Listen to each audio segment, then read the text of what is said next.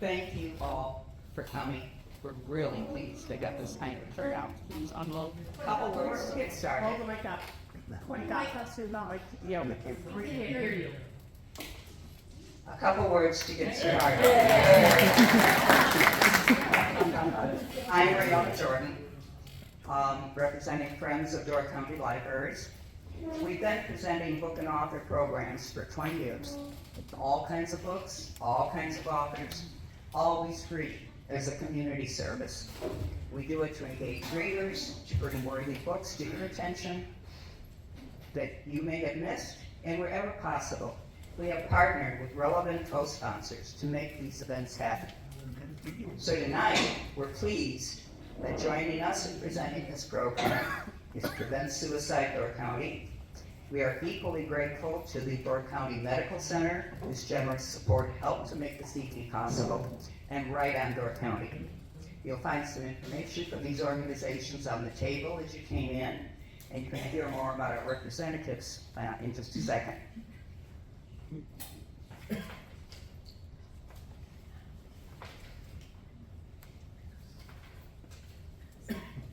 I apologize.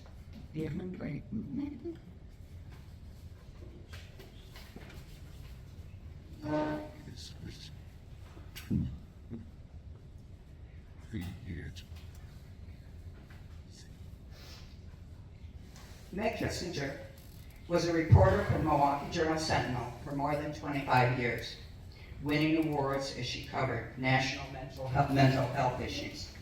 So she's steeped in knowledge on a very broad and very difficult topic.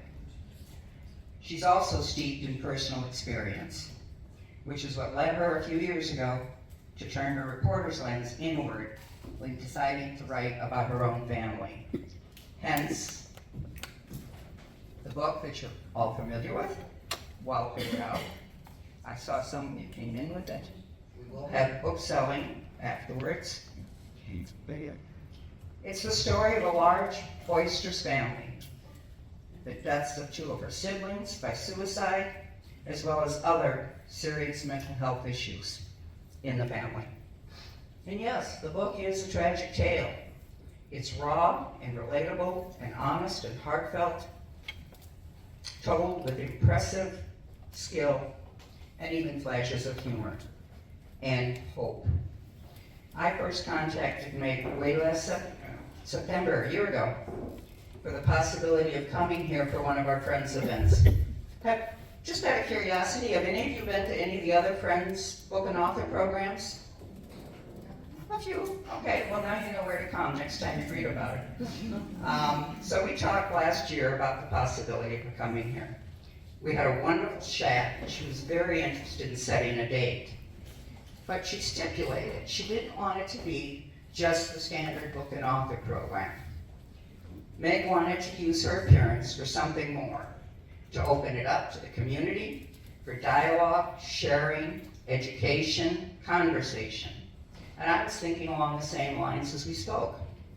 Things fell into place, and we are here with this evening, dedicated to, as Meg herself recently put it in one of our emails, bringing together those with lived experiences and those who can offer help. So we invited this panel and people who can bring personal experience, professional knowledge, and resources to bear to make this an informative, open evening. And all of you are part of it.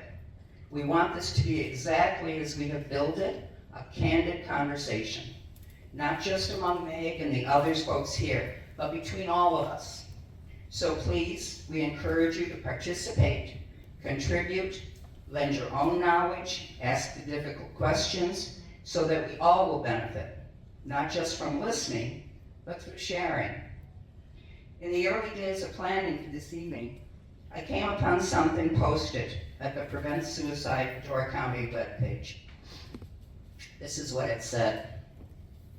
In my darkest days, I couldn't reach out.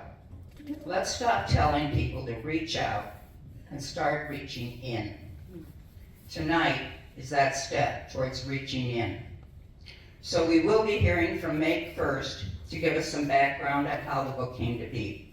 And then she'll be joining the rest of our panelists who are, next to Meg, is April Grossfire, Secretary for Prevent Suicide Door County, a co-facilitator for the Survivors of Suicide SOS Peer Group, co-chair for Door County Mental Health Focus Group, and public health employee, and Nate's mom. Emily Cranack, next to April, is a therapist in the Behavioral Health Program at Door County Medical Center. She provides outpatient services at Sister Bay and Sturgeon Bay clinics. Miles Danhausen Jr., president of the board of Right on Door County, and also writer, editor, and co-publisher at the Peninsula Pulse. We're also very grateful to have with us this evening Officer Andrew Janikowski, who's seated up in front. He's the Mental Health Community Engagement Deputy with the Door County Sheriff's Office. And we've asked him to shed some light on another important aspect of mental health care in Door County. But first, please welcome Meg Kissinger.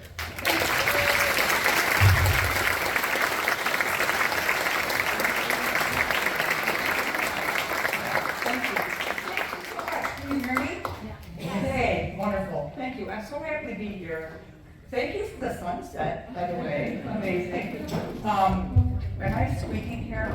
I hope not. Anyway, what a beautiful facility. I have to thank my gracious hostess, Beth Healy, who probably everybody here knows, but if you don't, you're gonna, because she's amazing. And has generously opened her beautiful home to me. I've been roaming around this peninsula for 3 days, and I never want to leave. So I might just move up here because it's beautiful, and so I'm very grateful. And I'm so happy also to see some familiar and friendly faces, including people from my old parish down in Wilmette, Illinois. So anyway, it's just, I feel like a little bit like it's old time day here. Beautiful Bailey's Harbor. Oh, you did this harbor? No. Egg Harbor, beautiful Egg Harbor. Yeah. Anywho, so maybe I don't need to do a big rehash of the book, but I will tell you that many years ago I had this notion that I wanted to write this book, and it was I get asked all the time, why? Because let's face it, it's not an easy story to tell. But I was a reporter, a newspaper reporter for 35 years, and I loved it. I loved that job. It was, every day was exciting. And the whole kind of theme of my reporting career, I was lucky enough to work, for great editors who really put focus on watchdog journalism, keeping a spotlight on what was going on in the community and looking for, examples of where things went awry. So what's not working right, and what can we do to shine a light on that in the hopes that we would make some improvements. And that was a great way to make a living, and I really enjoyed it. But the biggest scandal, or to me, the biggest wrongdoing was the one that happened to my own family. And that was, the way that we turned away from people who suffer from mental illness.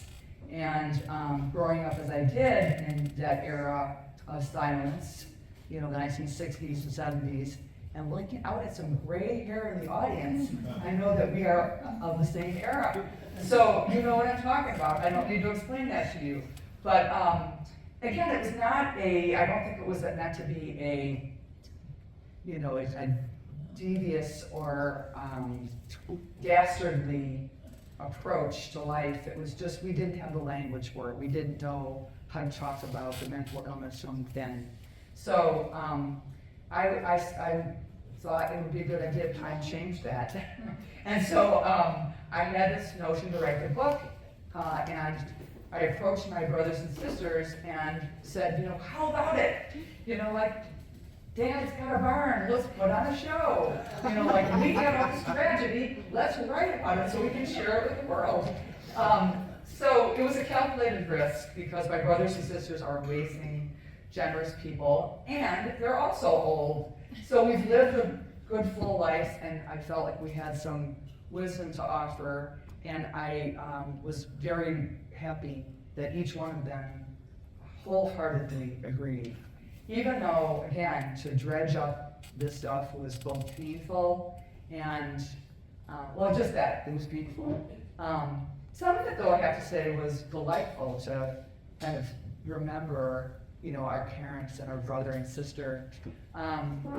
Anyway, I thought I would share with you what this year has brought for me, because the book turned 1 year old. I had a smash cake for my baby's first birthday, and it just came out in paperback last week.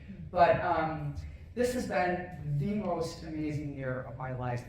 And my heart is just like, I have to get like a bigger body to hold my heart, because it is just bursting. I have had so many tender, wonderful conversations, including one last night at Kick-Ash, Carol's beautiful store. And I said to them, and I say it now all the time, that I just feel like gatherings like this, to me, are holy spaces. This feels to me like a prayer to my brother and sister and to my parents, and then a prayer of gratitude. You know, I never in my wildest dreams imagined that I would be out and about talking to so many people and sharing these tender stories. And believe me, I have heard some doozies over the years last year. So I'm gonna share with you just 4 quickies. These are just emails that I get often. I have to wear my new glasses that I bought in Fish Creek. No, Sister Bay. I know what these sounds. It's okay.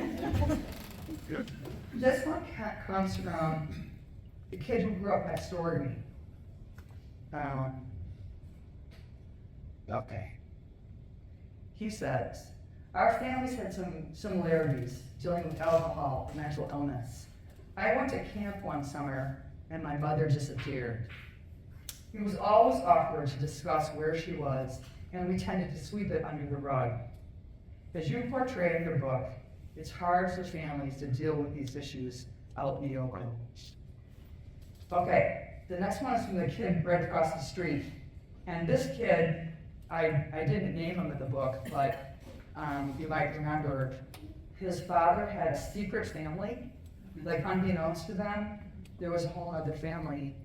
And then also his sister married a guy who was, went to Vietnam and got hooked on heroin and came home and died in a gas station bathroom on the west side of Chicago.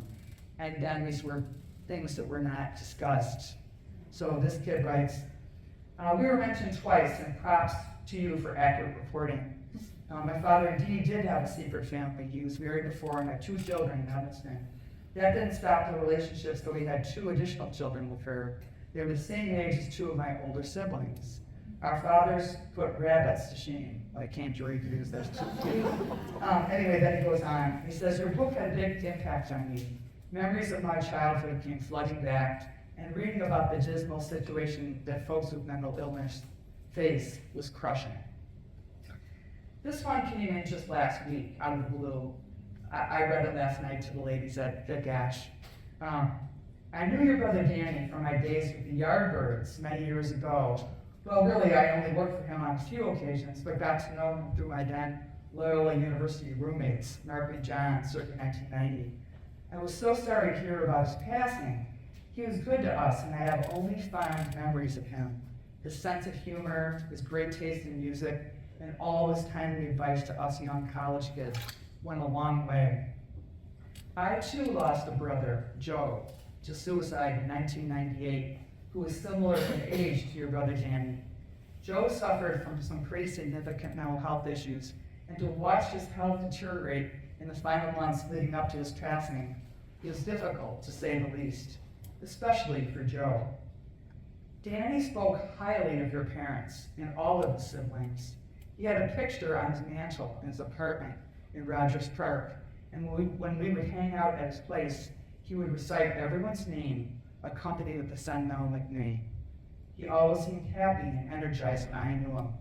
Every once in a while, I'm reminded of my Yardbird days and think of Danny and the fun adventures that we had working along the North Shore during those crisp fall or freezing winter weekends.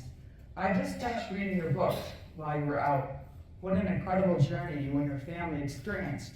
Thank you so much for being vulnerable and sharing. I think it was incredibly courageous of your family to share your intimate experiences. Selfishly, it was extremely therapeutic for me. And then finally, this just came in on a Goodreads review. And you're not really supposed to read Goodreads reviews if you're an author, because sometimes people say mean things. But I made a vow to myself, I'm only gonna read it twice a day.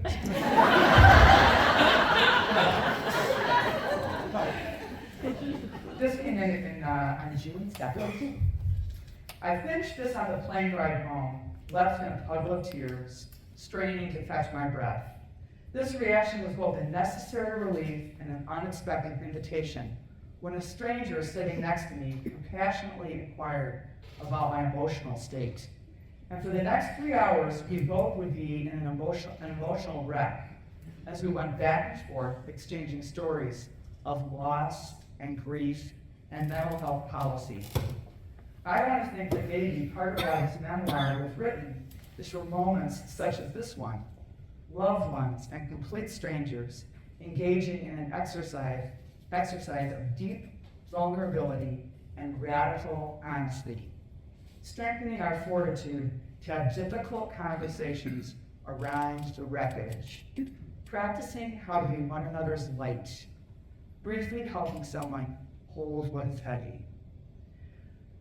Wow. So as you can see, people are just desperate to talk about this. And I can remember the year after Danny died when I wrote an essay for the Milwaukee Journal Sentinel. And looking back on it, it was a really crappy essay. It was not well written. I was still too much in my grief. But it elicited such a strong reaction that that's what gave me kind of the courage and the clarity to know that I could spend the rest of my life writing these stories and never run out of material. And what I always thought that was, isn't it amazing that I, who have no mental health care training, I'm a newspaper reporter, but people are so hungry to talk about what's going on in their families. And they're so scared about what's going to happen to the people in their families that they're picking up the phone and calling the newsroom. And something's the matter with our mental health system when that's the known manner of care. So you can imagine then that this is just, again, such a treat and a joy and really, again, a holy undertaking, I think, for us all here to gather on a beautiful September night and share our knowledge about, how these good people can help anybody here who is struggling or suffering in the ways that my mom and dad did, and that those of us in our family dinged by serious mental illness and suicide. So it's just, I just want to thank you from, the deepest part of my ever-growing heart, for being here and for being curious about this. So I'm going to shut up, but I'll be back because I want. Who's up next? I've got. Yeah. Here comes Reno again. I'll be back, and I'm going.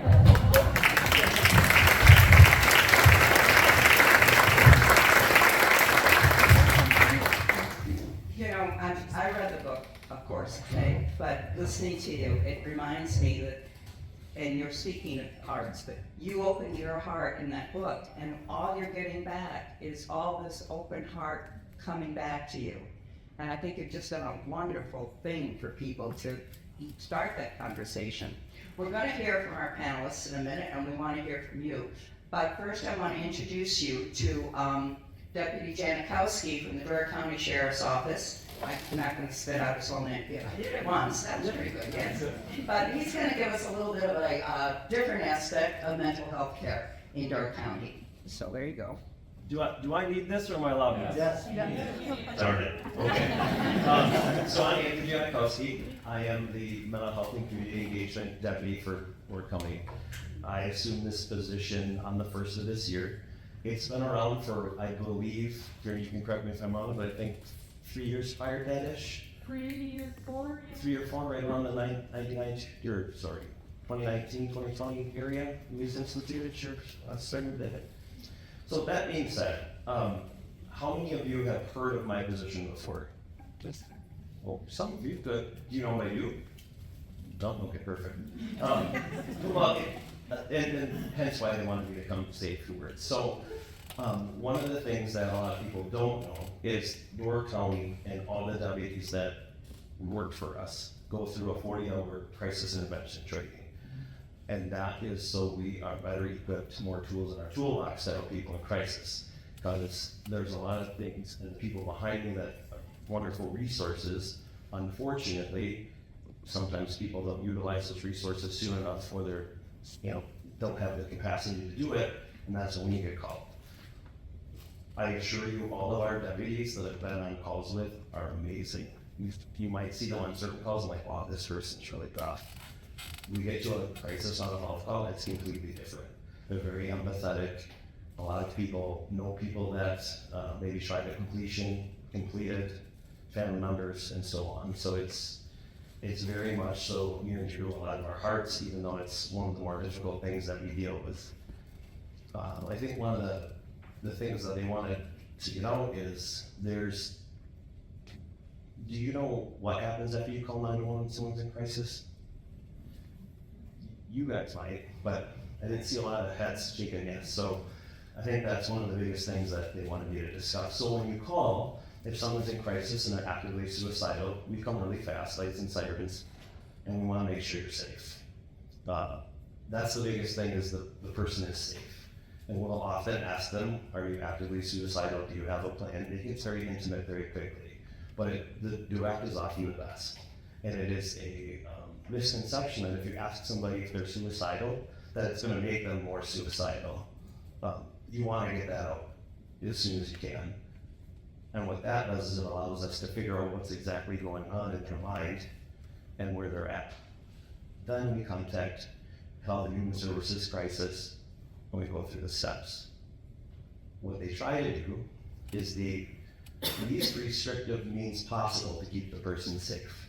So if that means somebody that's in their household, health safety plan, somebody that they can have come stay with them or go stay somewhere, that's what we do. That's the least restrictive. When somebody really needs help and maybe they don't have a good support system, there's a lot of people who don't. So kudos to everybody that's here, because obviously you want to be a good support system. When people don't have that, they have to go under 72-hour emergency detention. That is the worst thing for people to experience in their life. Did you have a question? Okay, no problem.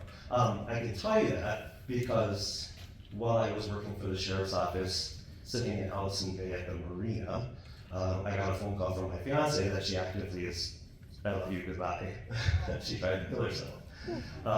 So I intimately know the family side of it, for all of you who've had an experience with an attempt, and I also lost somebody that was close to me years prior to that. And discussing things with her, I realized that it is very traumatic, because you're taken, all your rights are taken away. The state is protecting you because you can't protect yourself. You are in crisis. And that, I think, is what a lot of people understand as far as the sheriffs go, that it's not a fun time, but it's necessary to help you reset yourself so you can get the proper care. And then what you do with it after is really what matters. But it can be very traumatic. So if you're ever in a position where you have to call us to come make sure someone's safe, just keep in mind, person might not be so happy with you, because you're inconveniencing them, because they're going to be 72 hours, and if it's over the weekend, it's going to be more like 4 to 5 days, because they don't come, it's business days only. But it is, again, that's only under the most dramatic circumstances. So whatever the case is that way. And then just another thing that I do, if happens to be unfortunately a completion in the county, I reach out to the family and try to see if they're actively seeking resources, how they're doing, direct them to any number of places I'm going to be discussing shortly. And just know that somebody cares and that they're there. And a lot of times people aren't reaching out, like, there's no plan for people to reach out, so I'm really not reaching out. Kind of weird that law enforcement officers are the one doing it, but it's necessary that somebody gives someone hope that, you know, they didn't do things wrong. There's so many things that go into that. And then people that we've had welfare checks on, don't be afraid to call in a welfare check. We're not just gonna take people for 72 hours. We're gonna talk to them, give them resources, give them some hope and empathy, and try to work with them. But there's many more things than just that 72 hours. But keep in mind, all of it can be tough, because when I show up, I think we talked about it in the front row, it's kind of like white coat suits and the dentist, right? Nobody really loves it. I'm a nice guy, but at the same time, brown suit kind of do that little, right? So that being said, thank you so much for allowing me to be here. If you have questions, feel free to ask. I'll be more than happy to say and answer any questions. Did I miss anything you wanted me to talk about? I think you were great. Okay. And I'll do it. Thank you.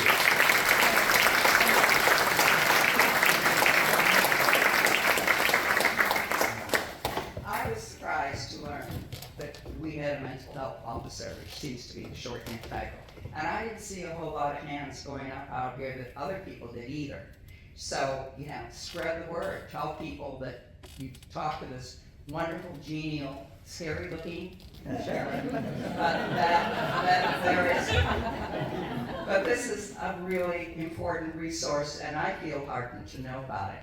And one more thing before we go to questions and open it up. I want to ask April Grossfire from Prevent Suicide Door County, which I mentioned was our co-sponsor for tonight, to talk a little bit about that organization and the other organizations that she's with. April?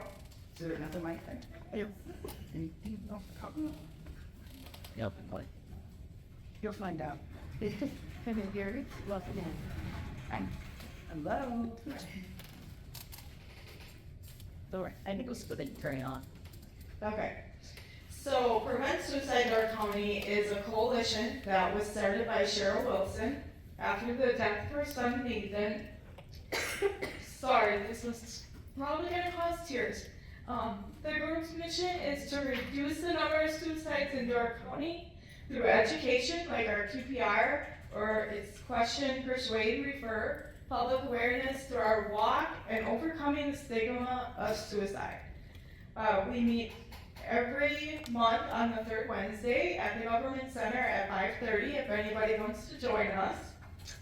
The second group that I belong to is the Survivors of Suicide Peer Group, which is probably, with our talk tonight, the most important one. It is a group of peers, no counselors, that have all been affected by the loss of a loved one through suicide. We support each other through our grief journeys, similar experiences. It is free, there is no judgment, and the group meets every month on the first Monday at Jack's Place at 6 p.m. Unless, of course, the Monday falls on a holiday, then we skip it. This last month, we actually skipped it and encouraged all of the people who attend our SOS group to be on our walk this past Monday. The third group that I belong to is the Mental Health Focus Group. Officer Janikowski also belongs to that group. It is a group of community members that was formed after the 2011 Community Needs Assessment that revealed mental health as in the area of concern, with the main factor being the rate of suicide in Door County was higher than the average rate in our state. And we're a very small county, so that is very alarming. The group focuses on mental health awareness, the reduction of stigma to mental health through education and community events. We attend events for everyone from children to adults, tonight here. We also have a resource guide that is on the back table. It is kept up to date and updated every year. There is a QR code on it. It links you to the guide. There's pocket guides back there. that QR code also now links you to a website called Door County Credible Mind. A lot of times we know you can't get into a counselor right away, so that site has wonderful ways that you can express what's going on, and they have tests, they have articles, they have podcasts. So it's a really cool site. If you have time, check it out. The mental health focus group also supports, as a community partner, the Prevent Suicide Door County group. Great. Fabulous. Thank you, Rachel.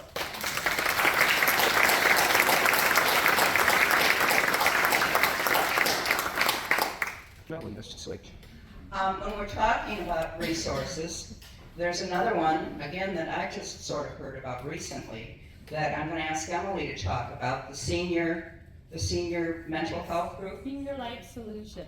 Yes. Sure. Hi. Thank you for having me here and thank you for organizing this wonderful evening. I am a therapist at Door County Medical Center. I'm part of the outpatient psychotherapy program, but there is a group therapy option for folks who are 65 and up, which, as we know in Door County, that's a significant chunk of us. It's a unique program because it is more intense than just your weekly or bi-weekly therapy, because it's a group therapy option that meets, I believe, 3 times a week. And then that's peppered in with individual sessions with the therapist, I think on at least a monthly basis. So that's a great option. It's voluntary, so the people who are there tend to really want to be there, from what I've heard. Yeah, I'm trying to think, anything else? So it's open to anyone? It's open to anyone. They will screen you to make sure that you're at kind of the right level for that type of care, because it's more significant and it requires a little bit more time than just typical therapy. Does anybody else have any questions for April or for Emily? Yeah. Right here, Brianna. Yeah. Caption. I don't have a question, but I just wanted to let everybody know that my next door neighbor, and she lost her husband, was convinced to do the Senior Life Solutions program. And Can you hear no, yeah. My neighbor lady, after she lost her husband to cancer, she's now 79, and I think it was 2 years ago she attended the program. She's very, very reluctant to tell her story and share it with other people, and she was embarrassed. It's something you keep to yourself, right? Yeah. And she has totally turned around her life. She is so social, and she is so loving, and she is so independent now. I never ever thought that she would get to that point, and it was all because of that program. That's so exciting.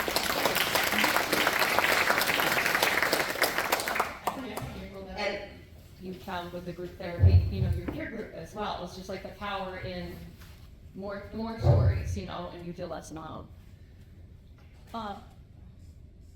In our peer group, sometimes, and I remember going to a funeral after my son's for a friend, and I remember her hugging me and saying, "I'm so happy you're here because nobody else understands."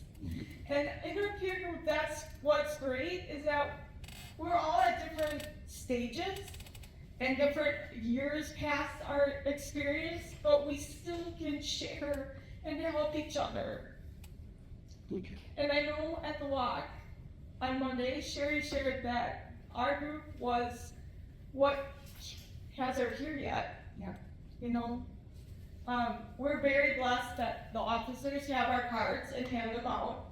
And some of our new members have told us they've gotten our card from the officer, from some of the pastors. We have our cards with a lot of the churches. So yeah, it's great because sometimes your family doesn't get what's going on, and you just need someone who's been through it to understand. So, thank you. And what you said, and someone came up and knew what to say, the right thing to say to you. So many of us say things don't. Am I seeing a hand? Yeah. You can volunteer me. No, If I had to have a mic, you gotta have a mic. I gotta try out. I recently completed Statewide Solution. A couple months ago. I was in there early January, 1st and 2nd. I had a episode, is what I call it. And within a week or two, I found City Life Solutions and they accepted me. My first trip for the group session, I said, when do you graduate? And I'll be here a week or two, and goodbye. It took 4 months to get through and to feel comfortable. And I believe in myself. It's going to take another year plus to get back to where I was before this episode happened. So, Save Your Life Solutions, you are the best thing that I've seen in Silver County. Now, we're going to figure here and I have.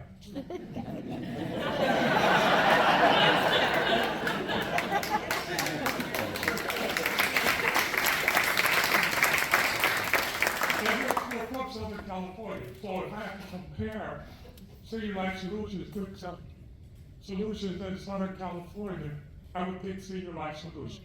Emily, I think you better tell them to man the phones, man the switchboard. I can't take any, I wish I could take credit for it. They're gonna be getting some calls. That's probably, that's generally, I'm guessing, so you were working on it, right? But I was asking, the person that you spoke with said the right thing. And I think a lot of us feel like we don't know what to say, either when we're worried about someone and have serious concern that they might be thinking, and on the further side of that, when someone's grieving. And so can any of you kind of tell us some of the things that are really good to say? For instance, I suspect not, I know how you feel. So what's good to say and what shouldn't you say? Something that I learned, something that I learned amazingly only recently is really how very common it is, what a common human emotion it is for people to think the worst, that there's no help for them and they'd be better off dead. The CDC did a study in 2020, and they found that kids 18 to 24 years old, more than a quarter of them revealed or reported that they had seriously considered suicide in the previous year. So a whole lot more people are walking around this world, really despairing than we might imagine. And so I always put a plug in for let's learn ways to have those conversations and take the temperature down in the room and find ways to talk to those people without judgment and give them the time that they are needing to talk about it and to assure them that you're there with them. Again, you're not a mental health provider. I don't want to suggest that we pretend like we are mini psychologists or therapists, but I firmly believe that we need to find better language and find ways to have these conversations, again, without judgment. And then with regard to what people should and shouldn't say, after somebody in your family dies by suicide, yeah, a good one to not say is, I know how you feel. But I write in the book about how on the night that my sister Nancy died, and how my dad called us all into the living room and said, if anybody asks, this was an accident. And he wasn't trying to be mean, but that was just the time. He was embarrassed, he was scared that she wouldn't be allowed to have a funeral mass in the Catholic Church and be buried in the family plot. Things have changed a lot since that. That was many, many years ago, so I'm pleased about that. But I also write about how Nancy died on a Friday night. Her funeral was on Monday. The wake was on Sunday, which was Father's Day. and then the next day was the funeral on Monday. And on Tuesday, we were all back doing whatever it was that we were doing. I was going to my senior year of college, and we never sat down and talked about it. We just didn't have, again, we didn't have the tools to do that. So unprocessed grief festers. And you're not thinking about the person. I mean, I was thinking about Nancy all the time. So when I would have any conversation with somebody, they wouldn't bring her up. It was very awkward. So I think, wouldn't you agree? You say the person's name, you help that person remember. Yeah. Yeah, you have to say their name. Sometimes we don't need you to say anything, just be there. You know, that's a huge thing. I think back to the night of our son's funeral and the things that are said, and it's like, you have no idea. A lot of my family did have an idea. Nate is the fourth suicide in our family. Me too. I lost a cousin when she was 17 over a stupid boyfriend incident. And like I said, my godfather died when I was in my early 30s. So it wasn't like we didn't know about it, but we didn't talk about it. And you sure, after those funerals, then it was done. It was like it never happened. And I think that's part of the problem, is that we don't forget. Right. You know? Right. And we don't want anybody else to forget. Yeah.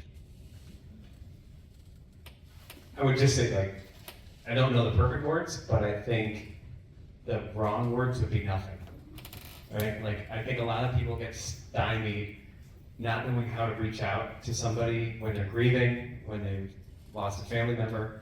And in my own friend group, I had a friend who lost their parent recently, and I had another friend saying, oh, I wasn't sure when a good time to reach out was. I was gonna send a text, I didn't know if I should call. The answer is yes. Make a call, send the text, communicate. It's never not appreciated. I think it was like Chris Hayes on MSNBC once had this whole thing about you always go to the funeral. If you're sitting there going, I don't know if I'm supposed to go to this one or not, you're always wanted. Your support and your outreach and your being there always matters to those people. And I think I noticed that most acutely, not that I hadn't been to a ton of these before, but when my own mom died a couple of years ago, like just people being there, they didn't have to say anything monumental. They didn't have to change your day, but being there matters. So saying something, calling. If the person doesn't answer, the phone call matters that you called. So I think that's the big thing. It's like getting over that hurdle. And the odd thing is, you're gonna feel better about it too. And as a reporter, and Meg, you're probably familiar with this, early on, when somebody would pass away and they would ask me to write a story about somebody, I really struggled. Like, when is the right time to call the family? When is the right time to ask them those questions? And now I don't hesitate that much anymore. You still think about it, but it is amazing how much people want to talk. In their grief, in those really hard days, in the worst moment of their life, they want to talk about the person, they want to remember the person, and you can provide that conduit for them. And I know that for myself, when my best friend died by suicide when we were 19, I went a couple of years barely able to say his name myself, and not able to say how he died, because there's a shame in it. And that, luckily, that has changed a bit over the years, but there's a shame in it for you of like losing your friend that way somehow, and there's a shame in it for him. And it took years before I was able to confidently say how he died. Part of that was also just choking up, like you are. It was very hard to get it out. But also being willing to do that, because you're opening up a conversation when you say how that happened.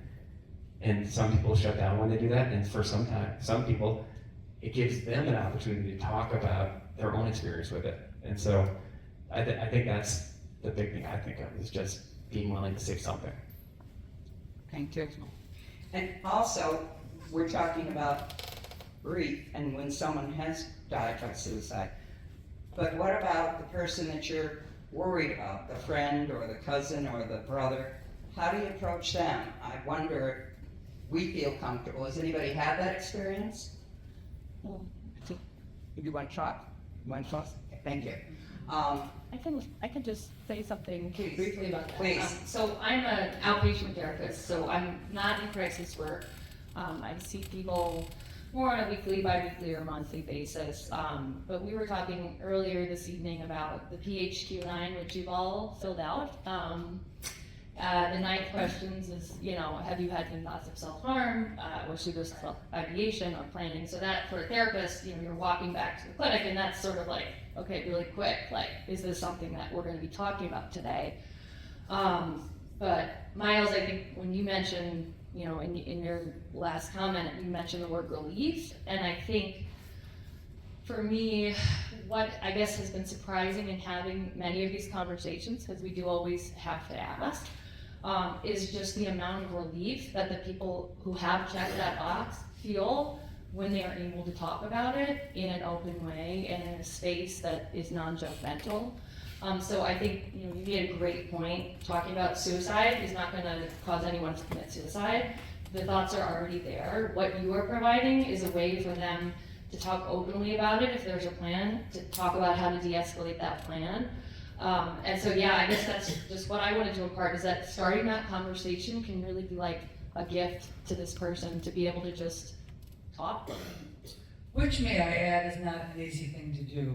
So I write in a book about when my brother Danny revealed to me that he was having thoughts about killing himself. And this is many years after Nancy had died, so you would have thought that we'd be pretty conversant or adept at fielding comments like that. But when it's your brother, your little brother, and I found myself, what I did was, I slugged him. I punched him in the arm and said, cut it out. And looking back on that now, of course, hindsight's 20/20, but I wish I would have known how to talk about that. So it's not easy. It takes real courage and skill and, practice.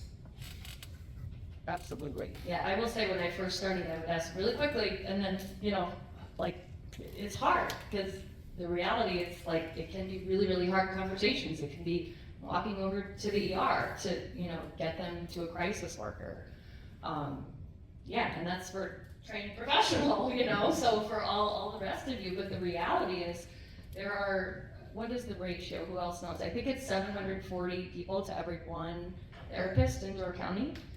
And I think that we're supposed to have 35 to 1, something like that. So we do need people that are in other positions, that are in schools, that can be the front lines here. Okay. My question to that is then, how are we going to do that?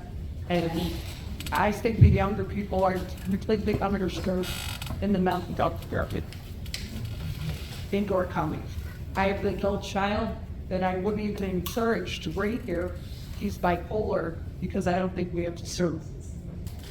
Can we hear? Can you say, sorry? Well, first of all, I am a survivor of suicide, and I have an adult child who is bipolar. She lives in Chicago. I would love her to join our family here, but I really don't feel like we have services. Yeah, we're severely understaffed. It's true. I guess I just wonder how we're going to address that. Really, is that what we're doing here? I think, honestly, part of this is let's have a conversation. What Miles and I were talking about housing earlier. We joke, but this is a complex question with a lot of nuanced answers. People in my position aren't making a ton of money. What's the average house up here? There's a lot of nuances, but I think, we do have programs in schools through the United Way. The STRIDE program is wonderful. Some of our therapists do that, but private practitioners also do that as well. I wish I had an easy answer. I know that there are a lot of smart people that are working hard on getting more providers and staffing them up, but you're right. For a patient who's suicidal, who needs to go inpatient somewhere, they're often going to Eau Claire. They're traveling 5 hours to get the care that they need. So it's not even just here in Door County, it's Meg, you know more about this probably, but it's a statewide issue. It's a nationwide It's a issue. nationwide issue. We have another question back here. I'd like to make a comment. My name's Warder Krause. I'm a supporter of what the Door County Medical Center is doing in behavioral health. Step up to the plate with those folks. And what got me interested in it was that I had a sister-in-law whose solution to her drug addiction was a .22 caliber. I had a father who was paranoid, schizophrenic, and abusive. And still deal with the results of that with my sister. I was fortunate to get out of that household before it truly affected me. But that's one of the reasons I got involved with this. And take a look at the suicide rate among our children in school. In the next vulnerable group, which they think is even a higher suicide rate, is the elderly. And it's underreported. Did grandma accidentally take that whole bottle of sleeping pills, or was it on purpose? We will never know. And those are some of the answers. But there is some light at the end of the tunnel. And I urge all of you to join Mike Erlash, Brian Stevenson's in the Door County Medical Group. We're in a 5-year program. We're in the 2nd year of it now. This next school year, we will have counselors in every one of the schools in Door County and Algoma. Starting the first of the year, we will have our first professional psychiatrist on staff here in Door County. So we're making progress, but we need all of your help.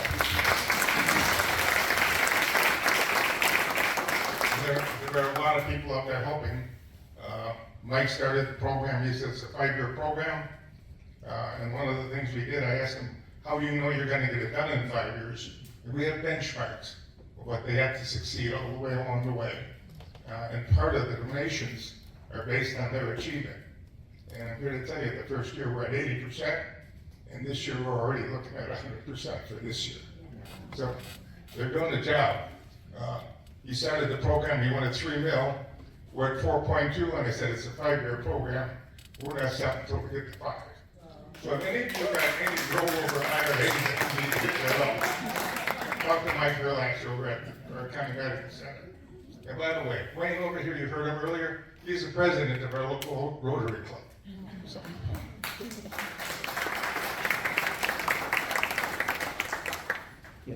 Randall, I like. It would really help if the speaker would stand up so that we could see them.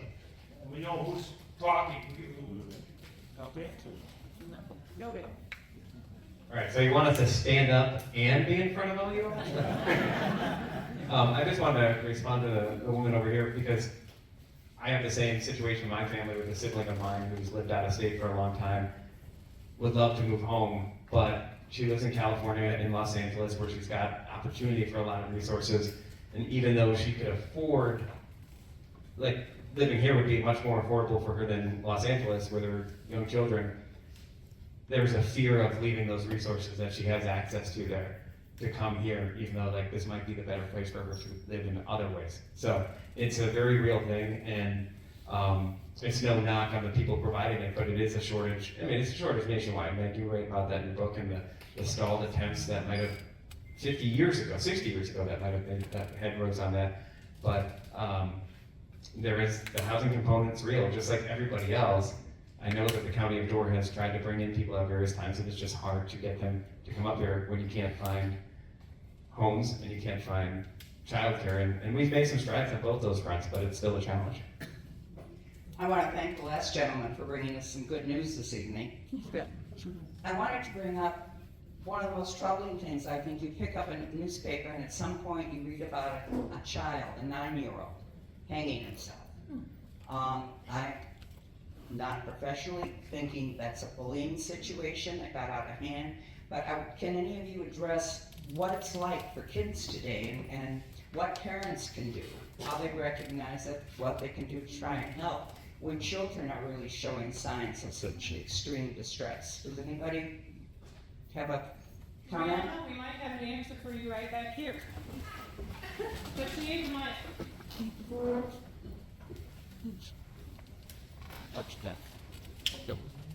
Thank you all for participating. This is what we want. And I think what you came for is conversation. Hi, my name is Carly Mullins, and I am the elementary school counselor at Sawyer Elementary in Sturgeon Bay. Sawyer is the littlest of the little, so I'm 4K to second grade. And I can speak to that, and I also wanted to say that Door County is very fortunate because yes, we are lacking in things, but we also have some really great supports for our families and our students. I worked in Oconto County for a while, and the comparison between the socioeconomic status and the size of the schools is very similar, but the next closest thing in Oconto was Great Bay, and that was over a 30-minute car ride. And here in Door County, we have a plethora of programs and a plethora of organizations working so hard to help support our families and our youth. And again, I'm coming from the youth, like the itty bitties. And so the adult children are not my forte, but the youngest ones, we are working very hard at. The STRIDE program, like that was mentioned earlier, there is a mental health therapist that comes into all of our buildings across the county and Kewaunee and Algoma. There is a school counselor at every building across Door County and Kewaunee and Algoma. We meet twice a year with the school counselors as a cohort. So it's constantly something that we're talking about and constantly things that we are looking for. To reference your question earlier, the littles, what I have noticed in my world is that there's been an uptick in kiddos when they are frustrated or they are angry or they are uncomfortable with the situation. They say things like, I'm going to kill myself, or I'm going to hurt myself in some way. And it's mostly at my age range because they don't have better words for it. And so having conversations around feelings and not pushing them under and talking about and identifying emotions and that it's okay for everyone to have emotions is really the very first step for a lot of these kiddos, is being able to express it in a healthy way, and then it doesn't fester. No, but exactly Meg's experience. When I read that part of the book about, we're not going to talk about this or it was an accident, I practically gasped. Because it was just so, you can't tell people not to feel what they feel. We've talked about the senior population, we're talking about kids. We had asked for some comments on cards if anybody wanted to do that. And we got a question about postpartum care. And what about a woman who's going through postpartum difficulties? Is there enough treatment and support system for her here? Anybody? We didn't ask an OB/GYN to come. And I'm not an expert, but as someone who's experienced it, postpartum myself, and I work with quite a few young mothers. I know that we're getting smarter about how to treat this and find this, not only on the OB side, but also on the pediatrician side, because it's very typical for women to skip their postpartum visits, but they're more likely to bring, those newborns in for well-care visits and, those early shots and vaccines. I also just think this is what you're doing, Meg, what women are doing more and more of, is just talking about the experience, and we're finding it's more and more common. So I think that the national conversation has gotten just better around that topic specifically, and I think we're also finding better ways to plug in for those supports. Stand up. I'll add, I have a brother who lives in Belgium, and it's just interesting to see the different levels of what we accept as the norm. And he had kids at the same time I did. Over there, a nurse is sent to the home to check on the mother to see how she's doing every week after the child is born, because the mother is the one who just went through this amazing, troubling, difficult experience as well, which would be the most difficult thing I would ever go through in my life. And we just basically say, oh yeah, you had a kid, good, kid's here now, right? It's a traumatic thing to go through, or it can be anyway. And in certain countries, they check on that person, and in our country, we generally check on the kid.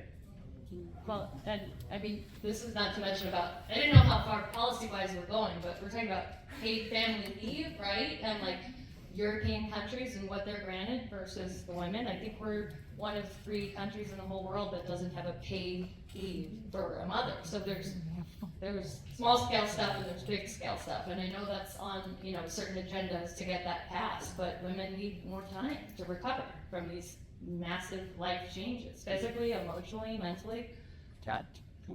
And we're gonna have to close up in a few minutes, but I'm also, kind of gets back to either shame or just not being sure. But a woman at home feeling postpartum, even though there's articles more now than there used to be, she may not, you get down on yourself, I should be able to snap out of this. Everybody else has a baby, why can't I handle this or something?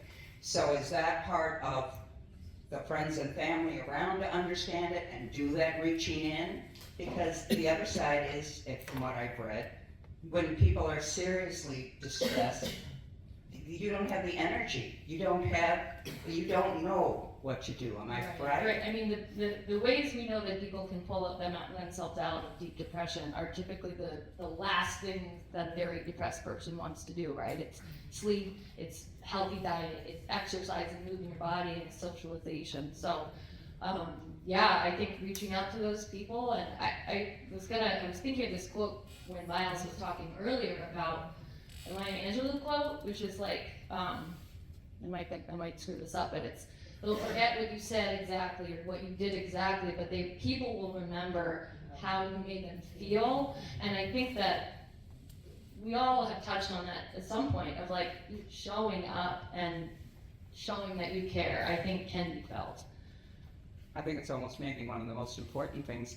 We are going to have to sort of move along, but I don't want anybody to be overlooked. Does anyone have a comment, a question? Wish we covered, it's a really broad spectrum, but other things you'd like to see us touch on? Thank you. Meg, you said that you elbowed your brother and you didn't have the words. If you could go back, how would you approach that situation? Yes, thank you for that question. We need advice. Sure. We need ideas. I don't know if this is still on. Here, this is all I can, thank you. Okay, continue. What I would say to him is, tell me more. I love you, I care about you, there's help for you, it's gonna get better, I will stay by you. I do have to say, a little plug for myself here. The next day, or later that same day, I did call my sister Patty, who was working in a suicide hotline, and we did encourage Danny, and he did get into care. So, but in that one moment, I wasn't as responsive as I wish I had been. And I have learned, in the years since, of course, to do just that. I just want to say one thing before we wrap up, and I'm a very optimistic person. I don't know why, but I am, and I always firmly believe that the glass is at least half full.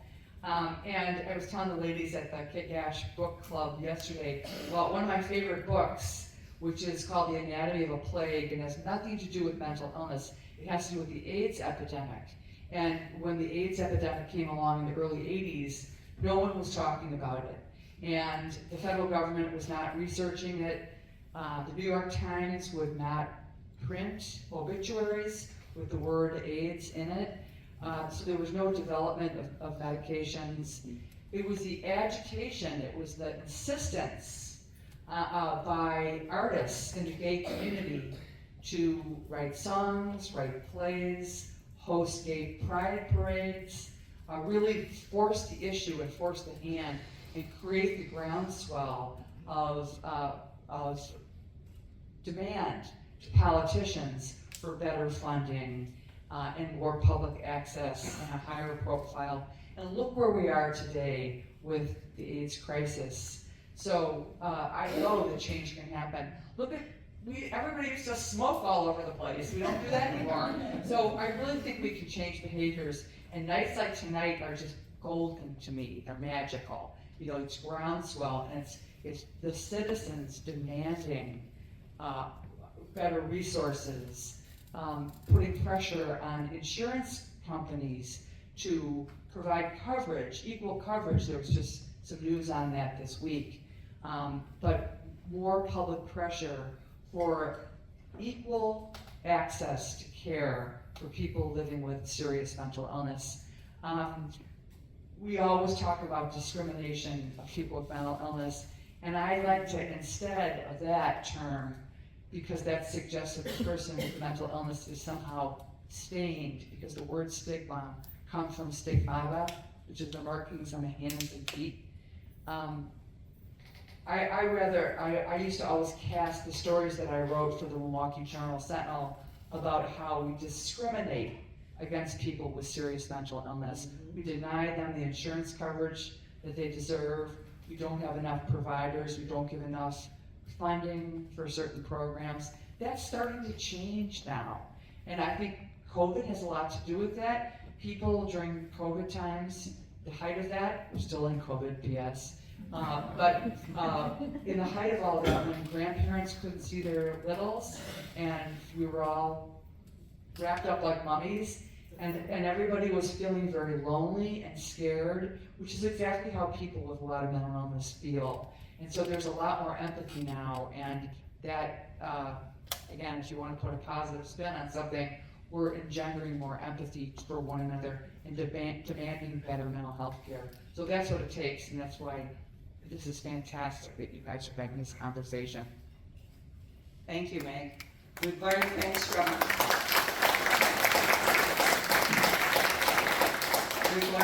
our deputy. We've learned some of the resources from April, from your participating, things that affect seniors and children. What a huge subject, but I hope maybe, we've all learned something else here from one another. And thank you to our panelists. Meg, it's wonderful to have you come to Door County. A year's planning worked. But keep the conversation going. Keep it up. Have meetings all the time about it. And I'll come back. Thank you, April and Emily and Miles. Thank you for coming very much. Have a good night.